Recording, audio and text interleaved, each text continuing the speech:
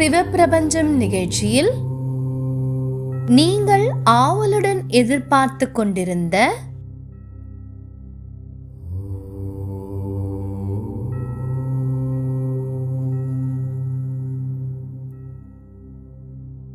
பதினெட்டு சித்தர்களால் போற்றி வணங்கப்பட்ட வாழைப்பெண்ணை பற்றிதான்.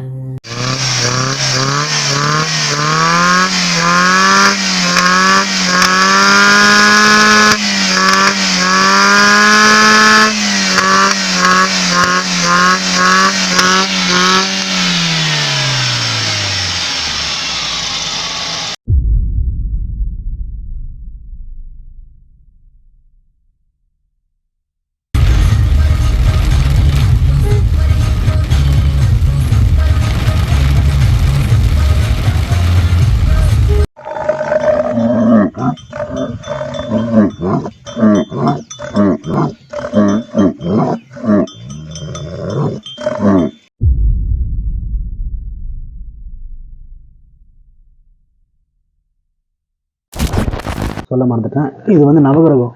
இந்த மாதிரி நவகிரகம் நீங்கள் எங்கேயுமே பார்த்துருக்க முடியாது. இது கொஞ்சம் வித்தியாசமாக தான் இருக்குது இங்கே.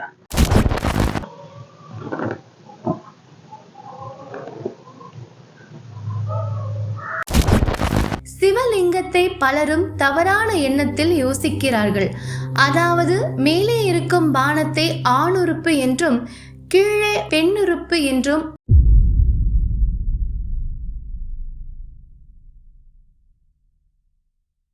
முதலாக சிவப்பிரபஞ்ச நிகழ்ச்சியில் தெரியப்படுத்துகின்றோம்.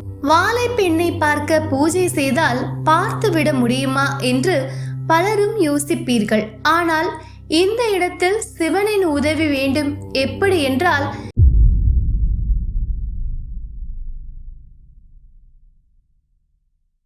பிறப்புறுப்புகளால் வருவது காமம் என்றால் அந்த காமத்தை வெறுத்து ஒதுக்கி சிவலிங்கத்தை வழிபட்டு சித்தி பெற வேண்டும் என்பதற்காக சித்தர்கள் சிவனை தேடி உள்ளார்கள்.